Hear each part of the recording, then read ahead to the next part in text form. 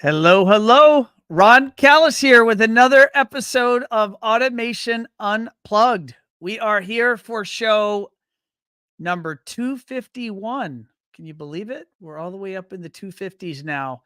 Today is Wednesday, October 11th, 2023. It is just a little bit after 12:30 p.m. So it is our normal time, our normal day. And we have really an awesome guest lined up for you. Actually, someone that I've been following online for a while, and just recently, a few weeks ago, when I was in the UK, I was just outside of London in Farnborough for the EI Live show, and I got to meet him in person, and it felt like I was meeting a little bit of a celebrity because he's got such a following on YouTube, and I've been watching his content. It's also really well produced, right? So if you look at folks in our industry that are putting out good content about our industry to educate integrators or educate consumers or members of the design community, um, I could maybe count on a couple of hands the total number of people I know around the world that are doing that at a high level. And this gentleman is doing that. But before we jump into who that is and get you introduced, I do want to remind you that One Firefly, we're going to be at ASION. We'll be at the ASION conference next week. I'll be there. I'll be over there with Josh in Nashville. And then right after that, we're going to be at the HTSA conference. And actually, Kendall from our team, and I want to say Steven from our team are going to be at the HTSA conference. So if you're going to be at those events, definitely stop by and say hello. We'll do the same. And lots of exciting things going on here in One Firefly land. And but we're going to jump straight into the interview. But if you're out there, don't be a stranger. Make sure to get in touch, certainly if we haven't talked in a while.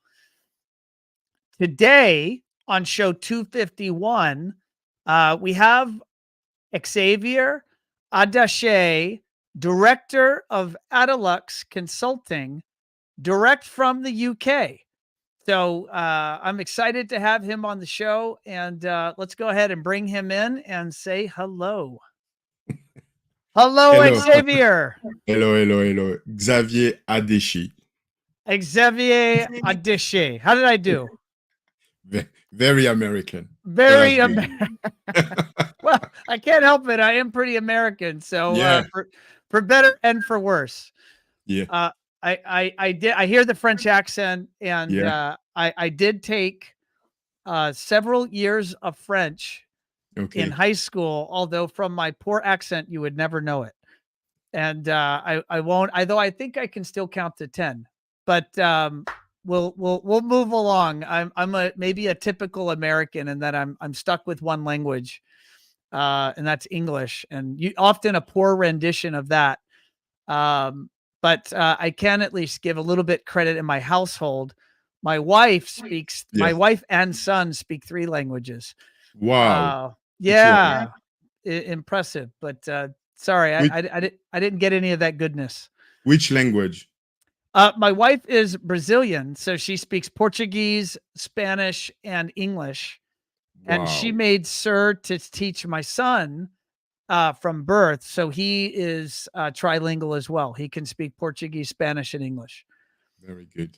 So when they want to talk about me, they just switch languages, and I'm clueless, which they might argue I'm clueless a lot of the time anyway. So it's okay. Well, we all speak French here in this house. So. Really? Oh, that's so how many languages do you have? I can Xavier? I can fluently speak English and French, obviously. Okay. Well, it's still I can one go more along, than me. I can go along in different countries, pull out a few words just to, please the locals. And Well, tell our audience who you are. Well, first of all, start. Where are you coming to us from? Where are you physically located right now? I'm located in Reading, in Berkshire, which is west of London. Is very close from Windsor. where the royal family is living. And Okay. yeah. So I'm in Reading right now, UK. You and I met face to face. We met a few weeks ago at the EI Live event. And that was in Farnborough, and my Yeah, geography is pretty poor, but that was also it's very west of close from London. where I live. It's very, very close. It's probably 20-25 minutes away from here. Okay. I Yeah. remember when I was asking one of the taxi drivers about local things, things to do that are interesting. I remember they said we were very close to Windsor Castle, Yeah, it's and very close. Yeah. very close. It All was right. funny when we met, Yeah. because I'm going to the EI Live every year, and the best part for me is the after show. When we all go to the hotel, when there is we go into the pub, we meet there, it's relaxed. So as always, I got there first, or I got there, and as I arrived there, I checked my phone, and I could see on LinkedIn. I say, "Oh, Ron is there. You were doing a talk, right?" Yeah. And you were doing ER Live yeah, it's quite of a big show. But I was like, "Oh, you there? I'm going to get my drink, yeah." And I when I come back to the table, you were here. So Yeah. you had that. So you had heard of One Firefly, or Yes. you had heard of me, I guess, over there. Of you at the show. Yes, I've heard of you outside the show. you know. you've heard of me So outside of the show. I Okay, was yeah, is when I checked my phone and I knew you were there doing a talk. got it. Yeah. Well, let's tell the audience, what is Adelux Consulting. What do you do today, and then we'll as always we'll go back into kind of your background. Yeah, so basically Adelux, what we do here is it's all the different stages in lighting control, especially with Lutron lighting control. So I'm it's basically me. I go to design system. Um, I design system. I put all the plans together, and the drawing for the electricians, etc. So putting all the system together, make it work on the paper. Then I follow with the electrician during the installation all the way to the programming. Okay. So I'm like any dealer, like any Lutron dealer, really. That's what I do. So I work a lot with other AV dealers, okay, uh, who subcontract me the lighting aspect of their project. And I've got Okay. also, I've got also my own project. I've been doing for the last 10 years, I've been doing obviously more before the COVID, but I'm involved in a lot of projects internationally as well. That's one thing I wanted to make sure I keep when I left the corporate world is the travels. So yeah, just doing some travel. Been in It, Spain. is your expertise, or is your practice around lighting system design, is it exclusive to Lutron? Well, is I would say yes. I would say yes because I always wanted to do all the other systems, etc. But because of my background, I always been pulled back to Lutron system, and now to put a system together. I specialize in high end residential, and I mainly do Lutron homeworks. So I I've been programming homeworks for 17 years. So it's uh, I'm not gonna say it's very easy, but like in terms of for me to work on a project is yes, is very You've easy. had And more than 10 years, so it sounds like you've built up an expertise around that, and there's certainly yes, plenty of yes, that around the yeah, world to work on. I yeah. wanna get into your background, but obviously, I hear the French accent. You said you speak French in your But do home. you hear? But do you hear my French accent? Is it British, French? Is that what No, I'm what hearing? I'm thinking is like obviously we speak English, and I've got a strong French accent, which after 22 years, the accent doesn't want to leave. But if we were to speak amongst French people, they will know exactly where I'm coming from when I speak French, because Which part of are you from? I'm You're from the from best France. part in the world. I'm from Marseille in the south of France. Yeah. Wow. So I was born there. I grew up there. And yeah, I'm a Mediterranean guy, 100%. So if you are in France and you're traveling around France, Yeah. people will hear your accent Yeah. and they will know you're from Marseille. Yeah. Yeah. Yeah. Straight away. It's so Right. But funny. it's very Here funny. in the United States, Yeah. it's this well, I want to say it's probably the same everywhere in the world. Like if we're in the United States, we know a New York accent versus a Yeah. Boston accent What? versus a Dallas accent or an Atlanta accent. Like we can pick it up right away. Yeah. I think I am mostly accent neutral, although people could be listening and watching and go, "No way, you're totally." I'm from Virginia, so Okay. I don't know that Virginia has much of an accent. Although I do say y'all, Yeah. which is more southern So to then, say y'all. And my wife from Brazil, she is from the north of Brazil. okay. And in the north of Brazil, that's considered the country. So in Brazil, the version of Portuguese she speaks is different than the South, like Rio or Sao Yeah. Paulo. Yeah. That's the big city Portuguese. Yeah. And so when you're in Brazil, people immediately know, oh, you're from the north. Yeah. But for the novice like me, I just hear Portuguese. Yeah. It Exactly. all sounds pretty much the same to me. Yeah. Yeah. Yeah. Which Yeah. is that's curious to see that translates around the world, which is pretty Yeah. cool. Definitely. Definitely. Take us through your background. How did you Well, end up yeah. in this industry? Yeah. Well, my background is very simple. Yeah.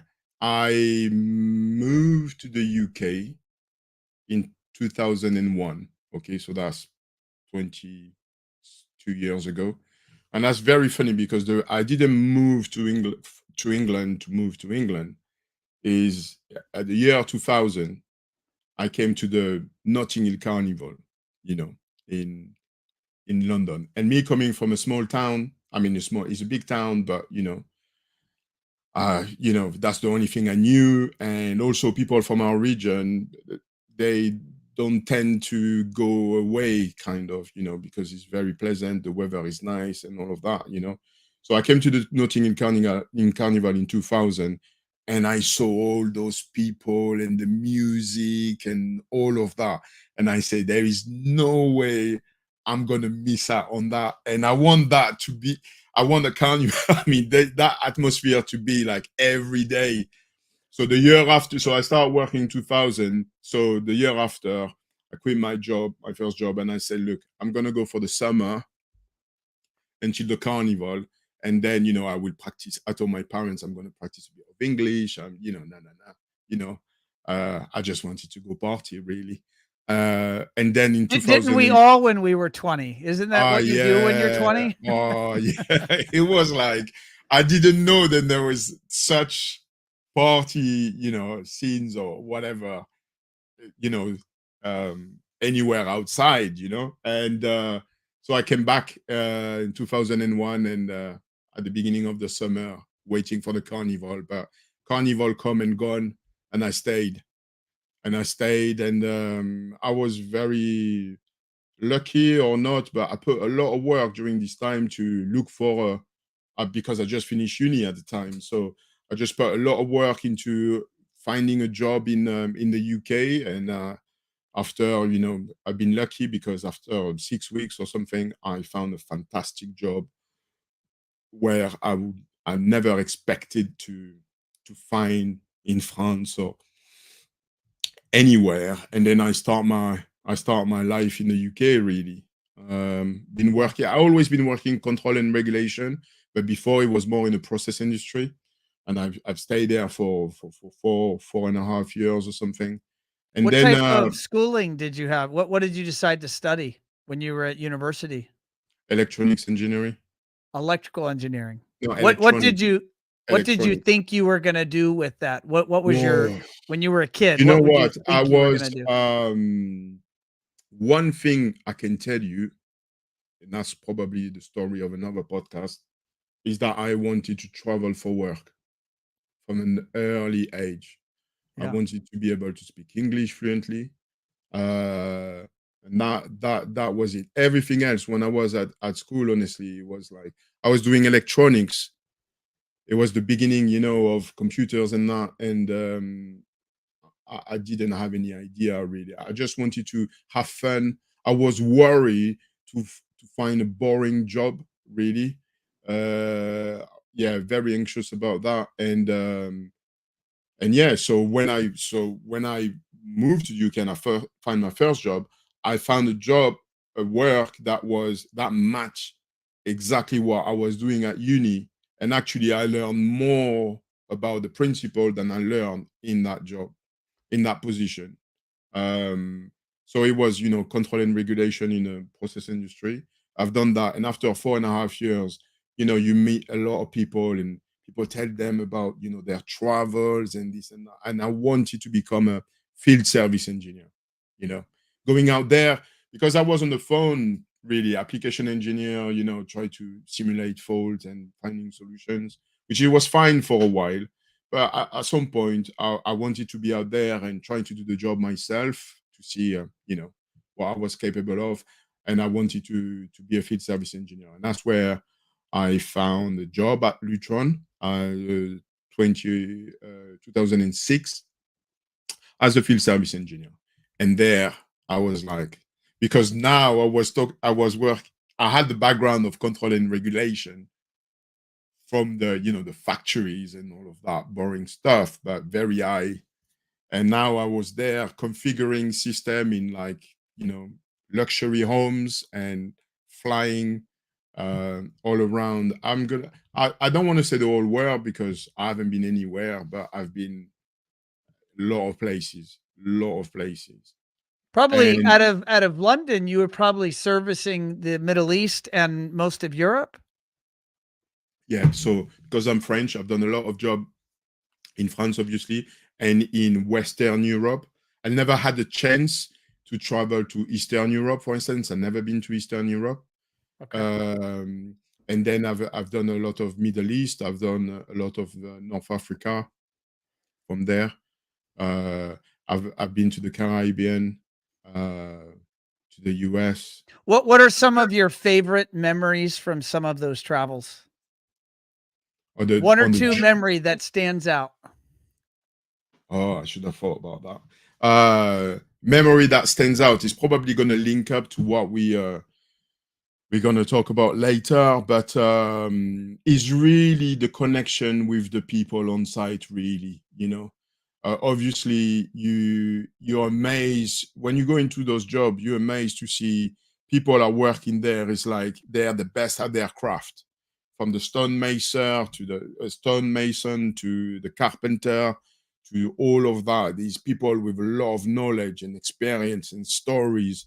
So that was just great. And then so that's one part. And then also is the electricians that I've met on site. I've been to countries. I remember one time I was in Morocco and I was working on that job with an electrician, and he was working with a screwdriver, and it was not even an electrical screwdriver. And we've been commissioning the job and all of that. And then at the end of the day, he was looking around if nobody was looking at him, and he gave me his screwdriver. And when I talked to the local agent I was working for at the time, I said, "Look, the election give me and he gave me a screwdriver." And he said, "It's his only tool he's got, you know." And he gave it to you. I still have it. Wow. It's just like, and that's why now I do what I do. Is really the people. It's really the connection with people. You know, I've seen a lot of great houses and all of that, but it's the connection with people on site. So That's amazing. that All is right, so no, that's a beautiful story. When yeah. you were traveling, all right, so what happened you were a field service engineer for Lutron. Yeah. Did you stay in that role, or did you So transition? I've done that role probably three years or something, and it felt like a lot because when you're a field service engineer and you like traveling, do you know what? You travel. Trust me. Try. It's like you don't have any life. You come back. I mean, you go to your place or to your house maybe in a weekend, and then on Monday, poof, you open your email. You need to go there and this airport It and can that. burn your love of travel, can't it? Yeah, it's just like you don't have any social life. I mean, I was saying at some point, and my best friend were the taxi driver and the hotel receptionist, you know.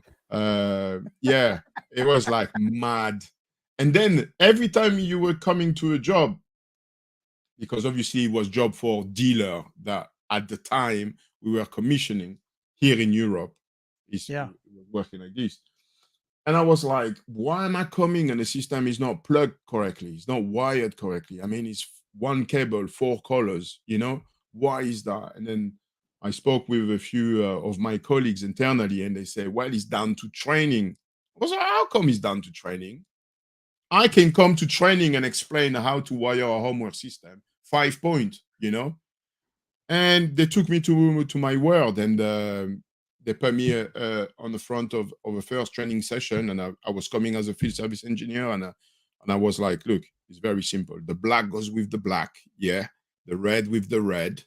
And but at the time, there was a few rules to follow. And then next thing I know is that they give me the job. So now I'm now trainer over there in London, still traveling, and all of that. And I really enjoy. I really enjoy creating the experience from the moment the clients were coming or registering for the training, and they were coming, and we were approaching, trying to learn. I was like putting myself in their shoes, and we were like all learning all together. Really love that.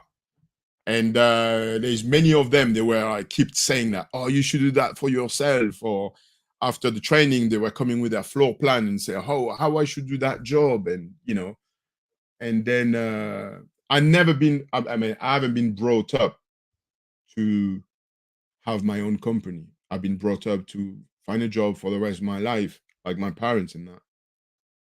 And after a while, after a year, after a while, people, it start like being my head to the point where there was no escape.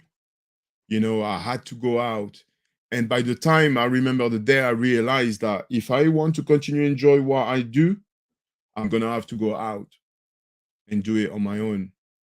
And by the time I realized that, to the time I took the decision to hand out my notice, it's probably 12 months, 14 months before I couldn't escape it. I tried many things, tried to, but I had to go out. So I left Lutron in August 2012.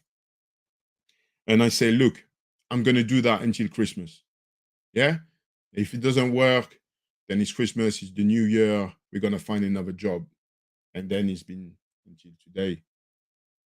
Yeah, 2023. So you've been running your consultancy for the last 10 plus years. Yes, consultancy. So it's like because it's only me. I mean, I've got like it just matches my lifestyle. I had children during that time, also. So it was a lifestyle. It was doing what I like to do. Some people were contacting me just to program their job. Some people were contacting me to do their design, and then I became a dealer. And then I carry on like this. I had a fantastic run until COVID, like many of us. COVID just like drained everything, and so I had to develop, like a local market because I was traveling still, for as a consultant or whatever. So I had to reinvent myself, and then what happened is that it got to a point where again I felt a bit tired of the same issues. Now the issues were no longer technical issues, but it's just the everyday life of a dealer. And I was like, do I want to do that for the next 10, 15 years? If I want to, I'm going to have to change the way I run the business, like hiring people and, all of that. So one day and also during all that time, I started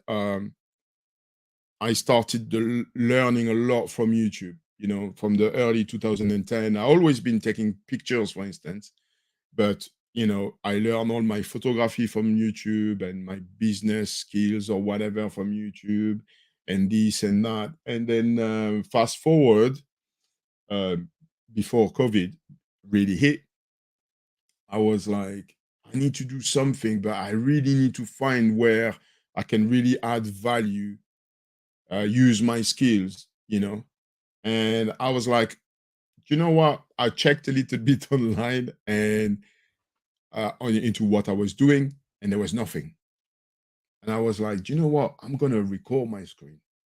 I'm gonna record my screen. Uh, because what happened is that I had this idea before, but I was trying to sell it to other people. I was just like, oh yeah, there is an opportunity. You can do this, you can do that. But until really I started doing it myself, there was that's probably why there was no content. And I Well, start I'm going to share the channel on the screen now so that our viewers see your YouTube channel. yeah, And what I'll also do is I'm gonna put the address also, so it's at Adelux, at correct, Adelux. correct. So you approach this channel. Anyone that checks this out, and our listeners that are checking it out, maybe while they're listening or afterwards, like this looks. You're doing the thumbnail artwork, like you see a pro YouTuber doing, with the right text and the right graphics. Almost all of these inspire someone to click, and you've got some of these posts thousands of clicks checking Yeah, your yeah. content out. I Check, mean, check. did you start this way, or has this been a progression over the last few It's years? been a progression. It's been a progression. And so I started recording my screen. If you see the first videos, for instance, and what happened is that it was very low key. I was not telling anyone. I was learning the skills. Hello and welcome to. This is very early days. I Yeah. was. I'm going back to the early days of your posts here on the screen. Um, let's see Yeah, here. you see Radio Rat. Can you imagine that Radio Ratu? We don't have Radio Rat. That's from site. What you see now, some blinds going down, and it was yeah. I started doing some graphics. No, that's cool. Yeah, so I'm seeing a lot of the but your face is not initially on screen. No. They were not on the screen. So the story is this, yeah. I do that, but it's very low key. And then one day I got that video on the right that you've got, the unboxing starter kit. I get hold of that starter kit. You know that there, on your right, if you go down. Yeah, just there. Unboxing starter kit. All right, let me I've got to start. I'm clicking around, but let me actually try to read here. Lutron Homeworks QS tutorial, not that one. Oh, Above, right go here, right above. here. This guy. Yeah. This one. Okay. So I get hold of, so that's the story. I get hold of that kit, yeah? And I open it and I'm like, oh, actually, I can do an unboxing, So do that. And I do it here on my desk.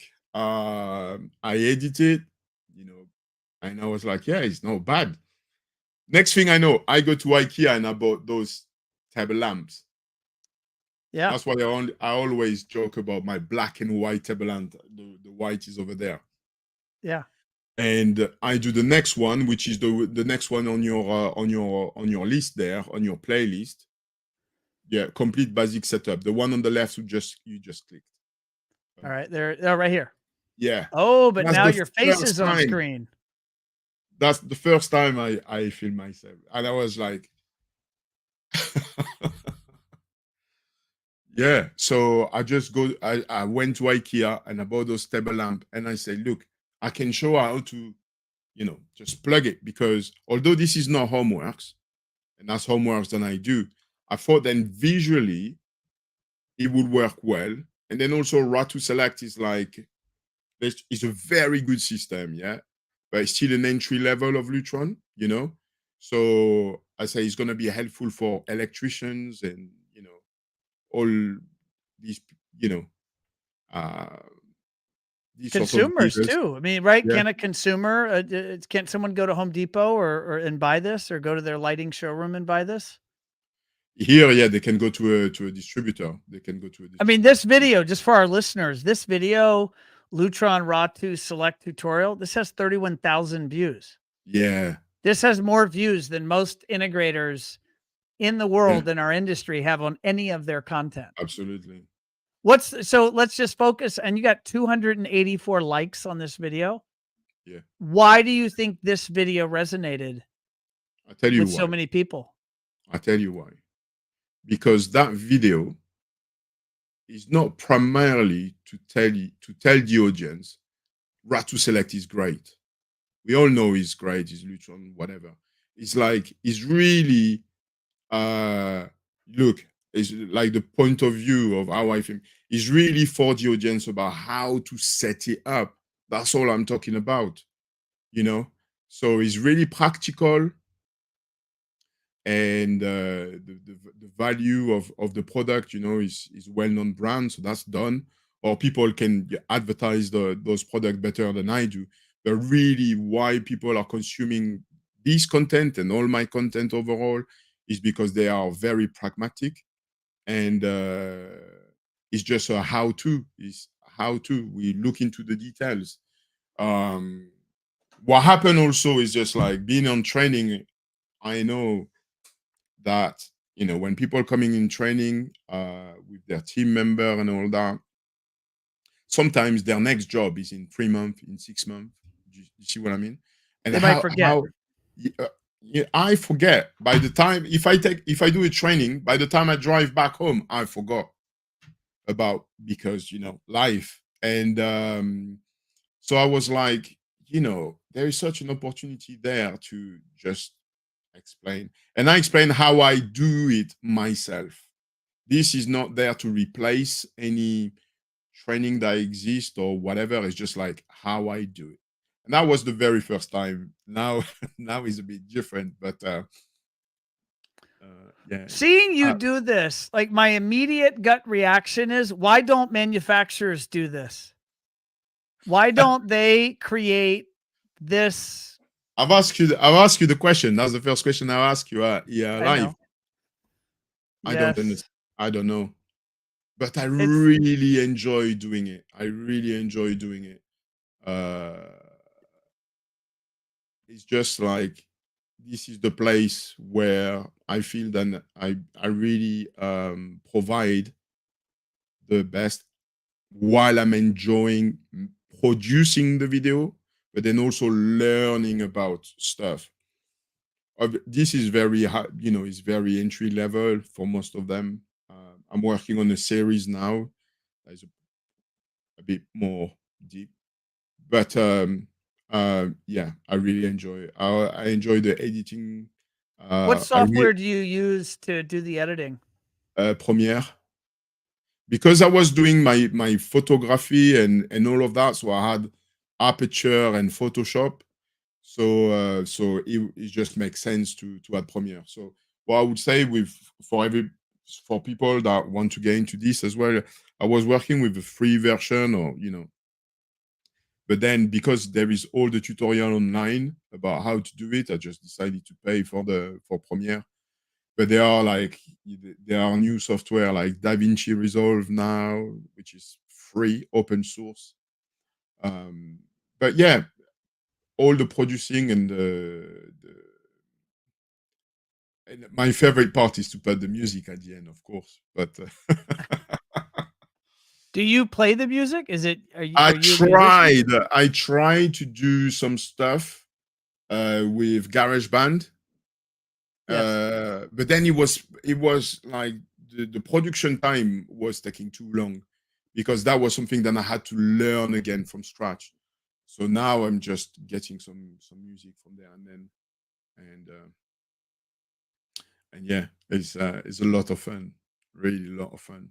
And so talking about the channel, also what we don't really have in our industry is that we may have content or training or whatever on a product, but we're working for the integrators and a brand, and I will understand why, is not going to do much to, I say much, I'm not saying they don't do nothing. They do, because there are tech notes and, documentation, but like how to complete, how to do the integration between two systems, and what you can do the easy way, or different ways.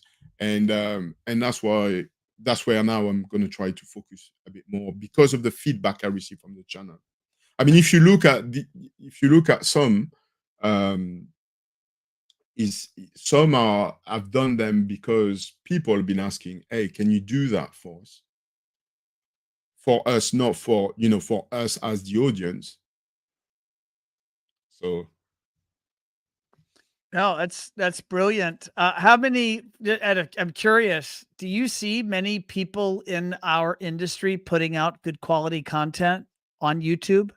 And is that like, I'm not saying then, because I'm not going to be absolute on this, but I don't see much. But I understand why as well, is because I do that for free. Yeah. And it takes a long time. Sometimes we think, oh, he's going to do it in one day, or we do it. It's taking a long time because I script everything. So I script everything. I record the audio. I do all the edit myself, and if it looks flawless right now, is because there's been a lot of editing. Not everything is going according to plan. it sounds, Xavier, like I mean, this is a passion of yours, learning, and I mean, really learning about these systems, but also learning about the production of good educational content, learning Yeah, about how to use Premiere, learning how to produce music. I mean, that sounds, absolutely. are you in your happy place when you're, Yes, yes, creating this yes, content? yes, yes, yes. And do you know what? I can't not do it. I can't just go to sleep and say, oh, forget about this YouTube thing. It doesn't bring any money, or whatever, or it's Yeah. taking too much time, or I'm too busy. It's just like I have to do it. So no, I've learned. I'm probably putting myself a bit out there, but I've learned some. I've improved in my way to design system using 3D software, and and all of that. And the first thing I thought, it was like, oh, that's going to create amazing content, because now I'm going to be able to put the people in the space to see the different feature, or ways to light a space. So that's coming next as well. Have you gone down the path of, so beyond lighting controlled design, have you gone down the path of lighting design, fixture Yes, specification? yes, What has yes. that journey been like for you? Okay, What so have you done? in most of my project, there is on some of the project there is a lighting designer, and I respect those, and I've been working with those, and I wish I can work with those, because I'm a very creative person, and why I stay in lighting is because I love how it looks at the end. As I say, I never done this job of lighting control so you can see better in the dark. It's not what I do. But what happened is that there are jobs where there are projects where they know that they need a lighting designer, but it's not been budgeted. Let's just call it this way, okay? And some clients been approaching me and say, look, because when I do a Lutron design, I need to know the lighting design information. And if it's not there, I can't do my job. So I was like, okay, let me go down. I put a drawing together. I tell you how many circuits we need, the load type, do the drawing, do the quote for the light fittings, etc. And then from one thing to another, now is going beyond the plans. It's about putting the things in 3D, being asked or like, what they should do. Have a bit of creative input as well. Like I put it on the drawing, say, look, this is going to be your artwork lighting. The wall is bare. Not going to have any painting. Look, if we do that. I love external landscape lighting as well. So I went down that. So I'm not going to say with respect of my colleagues, lighting designer, then, I can do their job, but I can. But you're on your way. Yeah. But yeah, at the end of the day, there are projects where it's not been budgeted, but we need that to be done. Otherwise, what are the alternatives? The alternatives is the client is going to try to find out something he's never done, or we're going to have an electrician who's going to do his best work.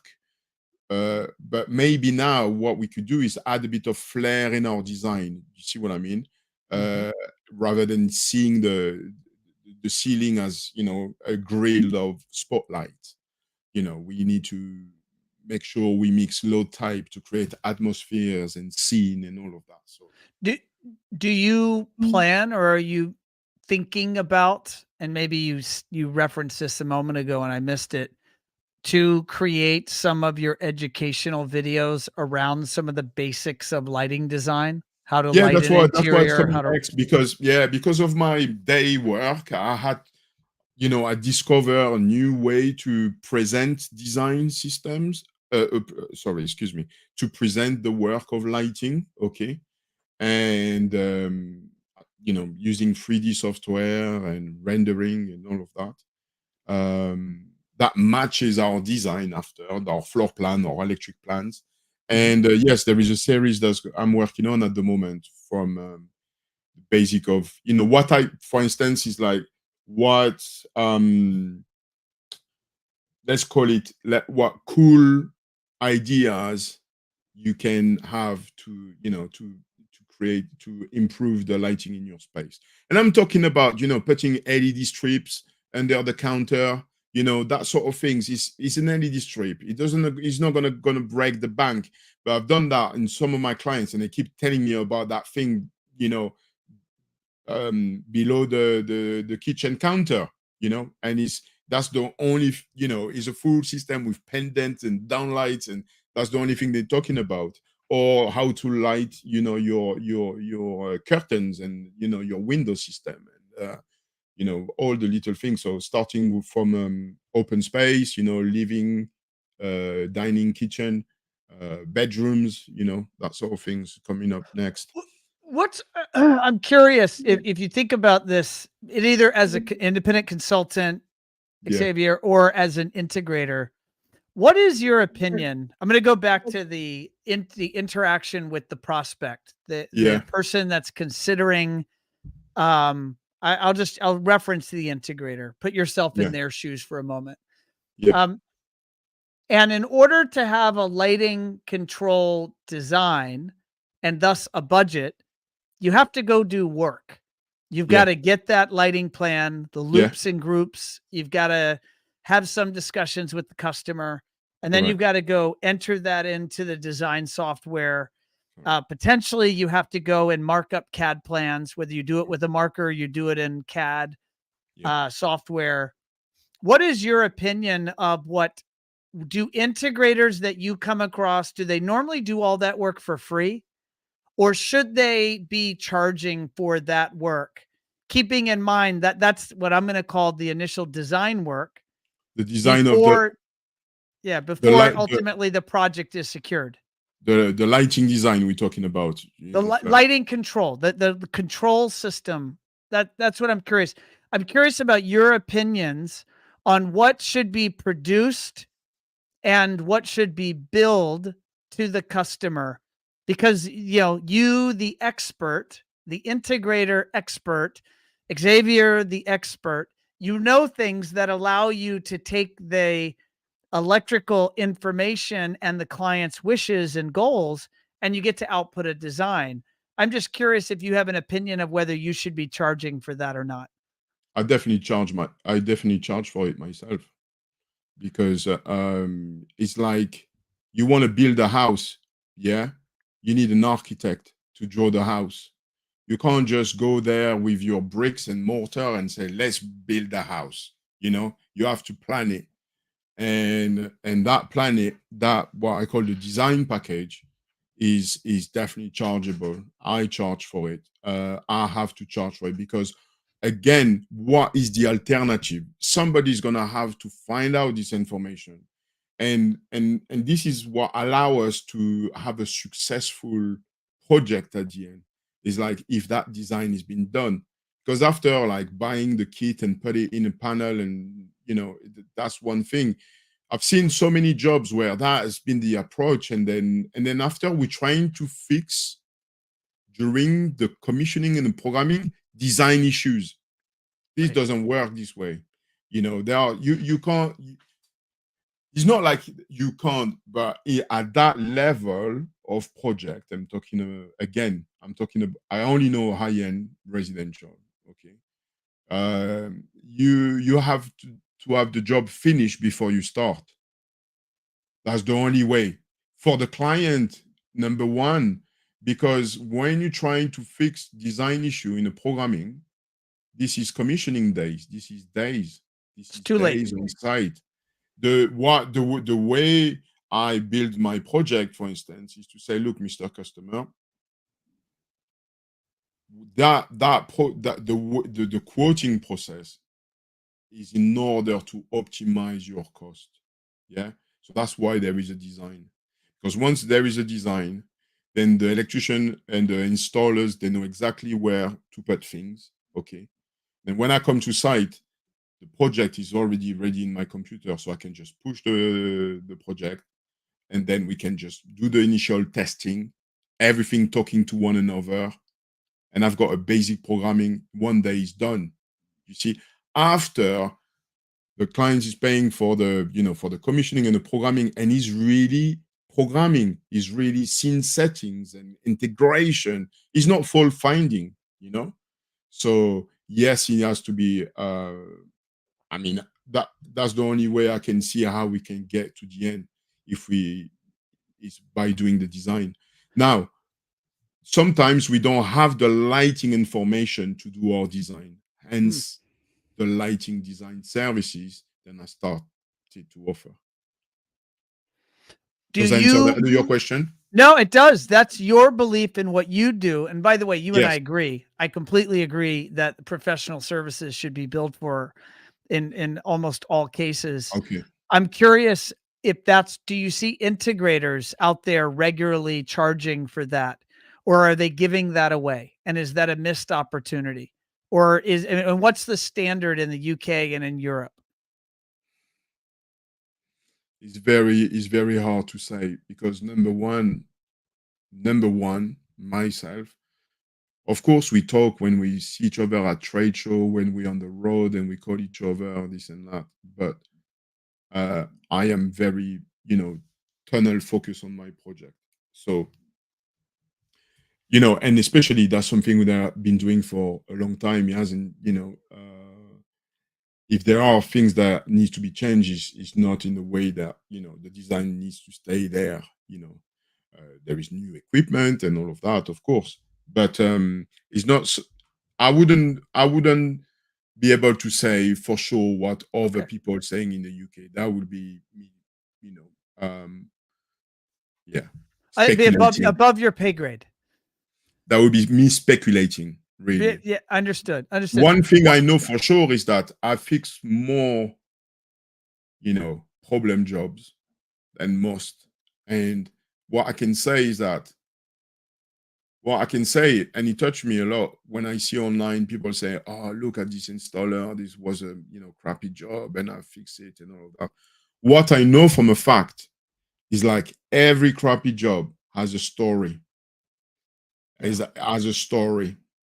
Is pointing at the previous installator, maybe, but that's a loss, or maybe he didn't price for the design. Maybe maybe it was his skills, but maybe it's the relationship with the client as well. The information is not being communicated properly. There is always a story. So in order to avoid that, we just plan. What's your experience with circadian rhythm lighting or tunable lighting? The idea that the light inside the home is matching the sunlight temperature, the temperature of the light. I know I love that Lutron obviously has Ketra. Most of your major control brands have some version of a tunable lighting solution at this point. Are you, I'd love to know your opinion on that, the impact that has in the home. And I'd also be curious, what are you seeing in terms of demand for that type of solution? I think the demand at this point, the overall demand, yeah, because sometimes we've got it in a specification, so the demand is done. It's going to come more and more, and it's down to us to communicate into the benefit of it, into how it works, etc. As myself, I love it. I love it for different aspects. Okay, number one, if we're talking about circadian, we're talking about tunable white fittings, and tunable white, first of all, is a great asset just for the lighting design, first and foremost. Because as since we had LEDs, it's only now then the color temperature is more or less acceptable and all of that. So having your LEDs tunable, I think, is a great asset for the lighting design. Number one. After to live in a circadian mode, I think is great. Okay, there is a lot of paper talking about the benefit of that from our human experience, I would say. But I'm here to have more experience myself to communicate into this. Now, there is another opportunity with this, is obviously in residential, but also in other market like healthcare, for instance. I think is very important.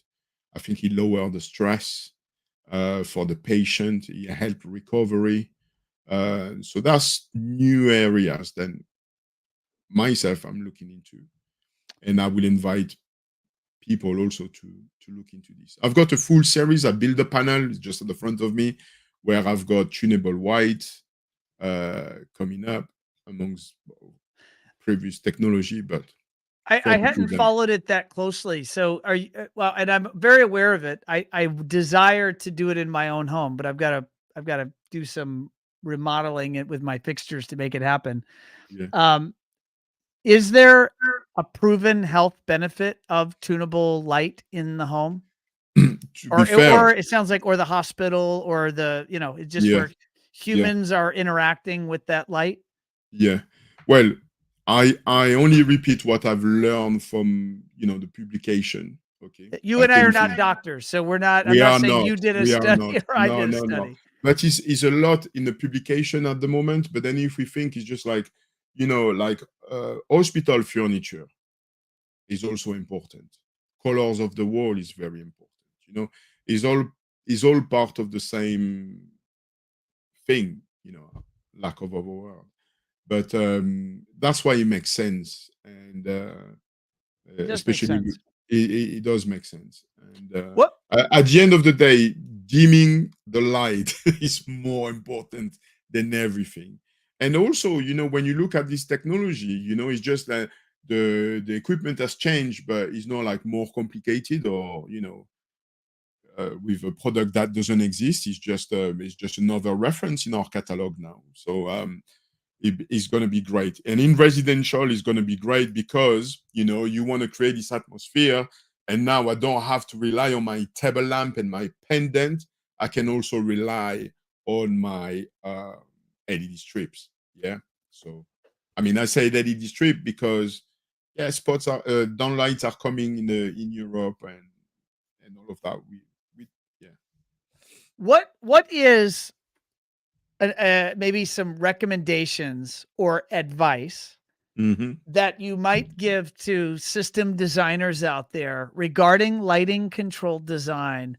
Just some pet peeves, some things that you've learned over the years, that whether it's in the zoning or grouping of lights, whether it's in keypad design or functions on keypads, what are some things that you strongly recommend people listening consider implementing into their projects? So let's not put all our eggs in the same basket. When you Okay. enter a room and there is one lighting circuit, that is all your eggs in the same basket, right? You're going to rely on that one circuit where you've got 6 or 9 downlighters moving at the same level for your lighting. Number one, try to split your circuit, but think about it a little bit. So if you've got like a screen or a TV, maybe the one at the front of the TV can be in one circuit and the one above the seat can be in another. Okay. Number one is this. It's like we are controlling circuits. Obviously, I'm saying just split in two, but we work on project.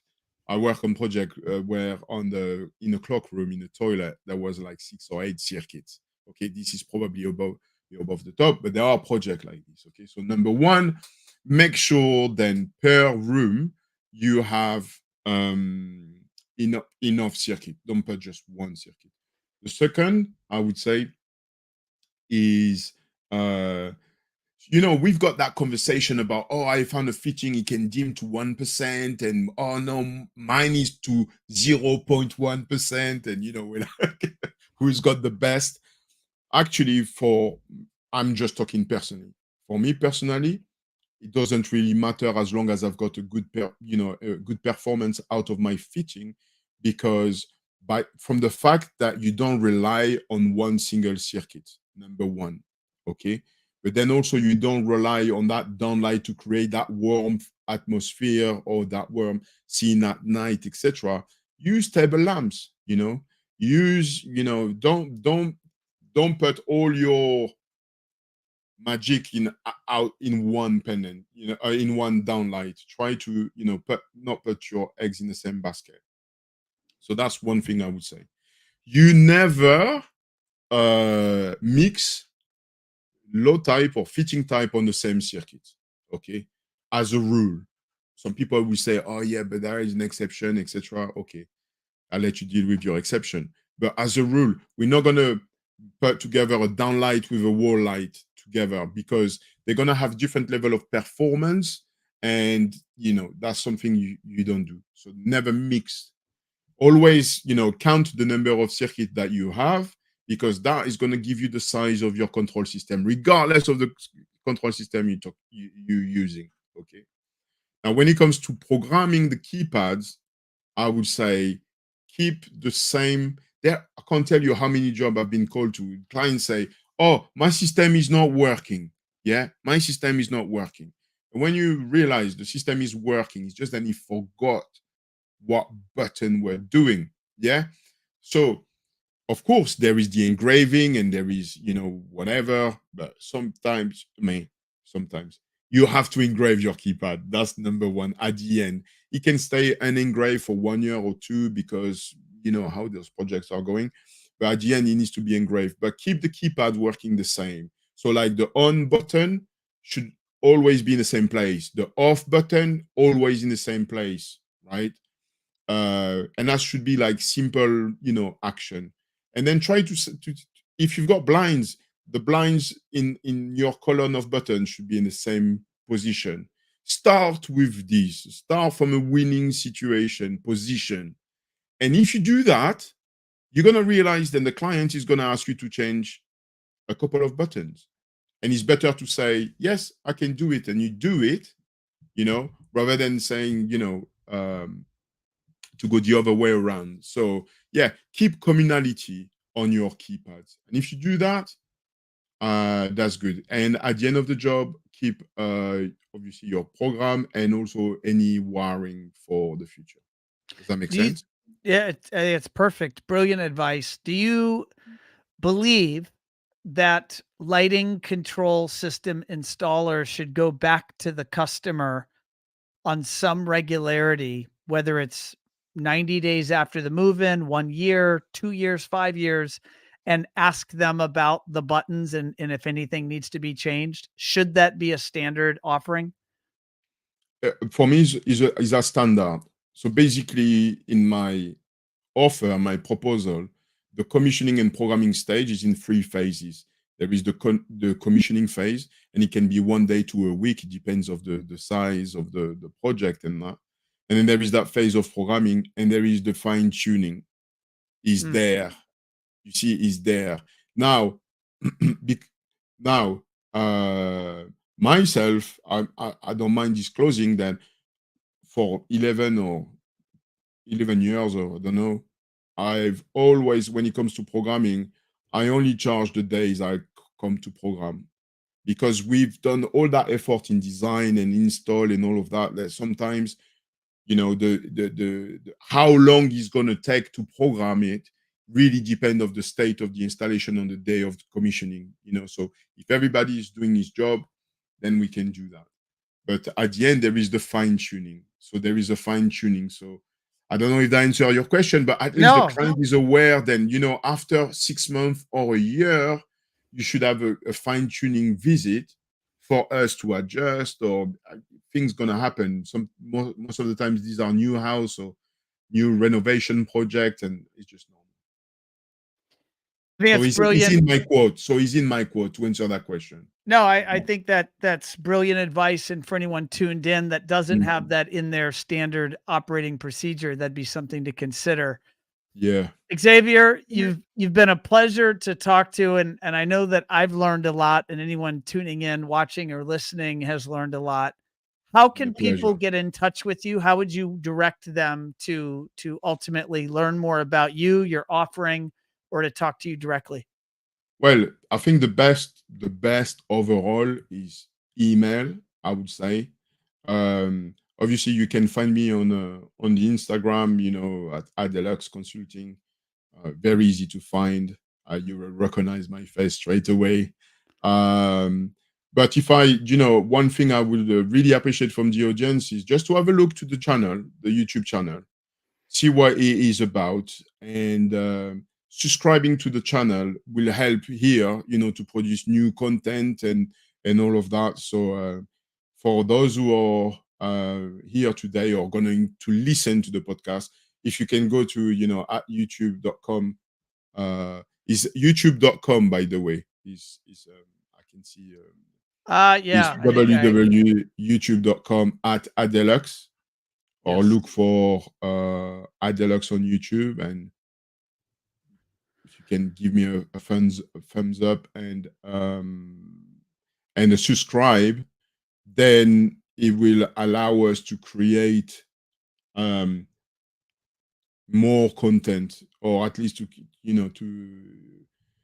create a space, for us sharing our experience, because that's what the channel is about. Okay. Now the good thing is that end user are also using it. Not probably because there is a lot of content for end user, I don't know, but the people of our generation, before to go and make a purchase of that size, they like to get educated a little bit so they can have a conversation with you guys. So if you can support the channel, that'd be appreciated. Xavier, we're going to wrap it up, my friend. Thank you for joining me on show 251. Thank you very much. Talk to you soon. All right. Sounds good. All right, folks, there you have it. Show 251. Xavier Adechy, director of Adelux Consulting. It's, I think you all know, probably, I've mentioned it maybe every show at some point. I got my start in the industry at Lutron. So obviously I lived, eat, and breathed lighting in the early years of my career. And I do love talking about it. Did a lot of educating, in fact, at CDF for many years around lighting control system design and documentation methods. And so I totally love digging deep and nerding out a little bit on process. And Xavier's quite the expert. And as you can see from his YouTube channel, so willing to share with us all. So on that note, I am going to be doing a little bit of traveling the next 2 weeks. Got the As the Own show, and then I'm going to be doing some traveling to celebrate wedding anniversary, my 20th wedding anniversary. But then we'll be back with more shows, and we got shows booked through the rest of the year. So appreciate you all tuning in. And on that note, I'm going to sign off, and I will see you all soon. Thanks, everybody.